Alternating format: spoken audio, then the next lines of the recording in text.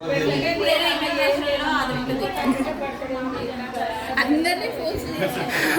Phone అని నేను ఏం చెప్పలేదు, ఎవరికి ఏం చెప్పలేదు. ఇది ఒక్క విషయం చెప్పింది అదే వీసాకి అయితే మీరు కంపల్సరీ వస్తారు, మిగతా యాదానికి రారు. అందుకోసమే ఈ రోజు మధ్యాహ్నం మా వాళ్ళతో వెరిఫై చేయాలా. ఫస్ట్ 2ంటికి అనుకున్నా, మళ్ళీ 2 లేట్ అయిపోతుంది, ఇట్లా కాదులే అతను 12 పోతాడు చెప్పేద్దాం. మీరు పొద్దున్న వచ్చారు ఏమంటే అత్తయ్య కాలు నొప్పులు ఉన్నాయి, కొద్దిగా ఇబ్బంది పడుతుంది ఏమో అనిపించింది, కానీ ఈ మూమెంట్ మళ్ళీ రాదు. ఏమిటి ఈ సంతోషం మళ్ళీ రాదు. ఒక్కసారి ఇబ్బంది పడినా పర్లేదు.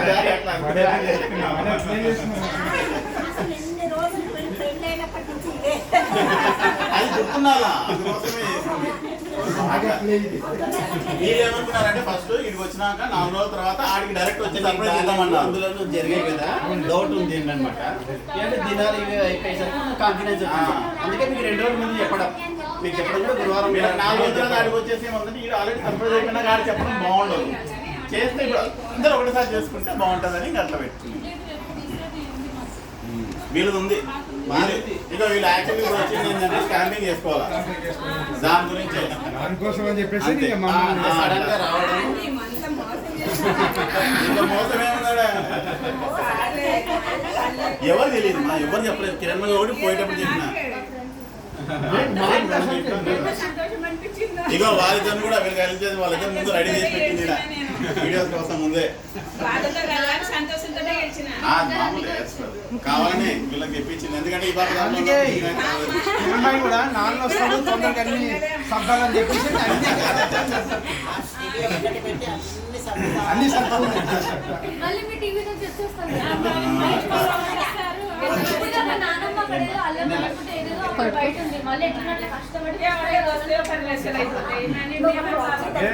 అదే ఆలోచిస్తుంది.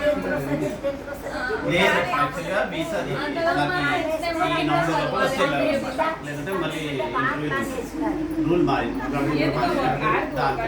యాక్చువల్లీ మీకు కాదు నాకు మారింది.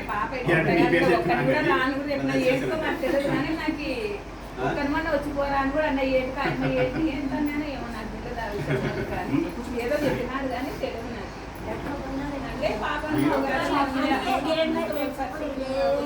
వాళ్ళ కాలం తీసుకొచ్చింది. 9:30 నుంచి రెడీ చేసి పెట్టాం వాళ్ళని.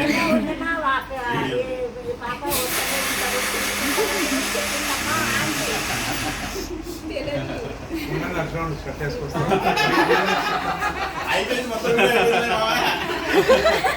ఫోటో తీద్దాంలేండి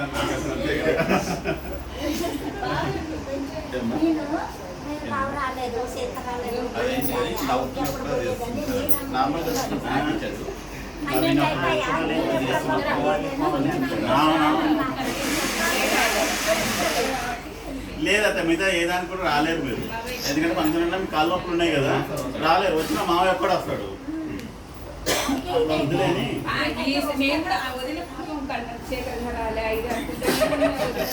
అదే కూడా అన్నది. నేను కూడా రావాలా లేకపోతే ఒకరు వస్తే పోతే లేదు. ఆ వీసాకి అయితే కంపల్సరీ వస్తానే వస్తాను.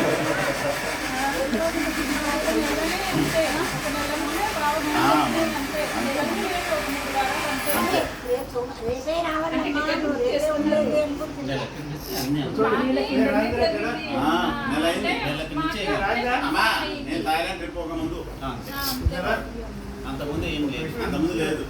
వీళ్ళకి ఏంటంటే కంపల్సరీ ఏంటంటే ఇప్పుడు ఇండియాలో స్టాంపింగ్ వేసుకొని పోవాలా, కొత్త రూల్. దాని గురించి వీళ్ళకి తప్పట్లేదు, రావాల్సి వస్తుంది. అందుకోసం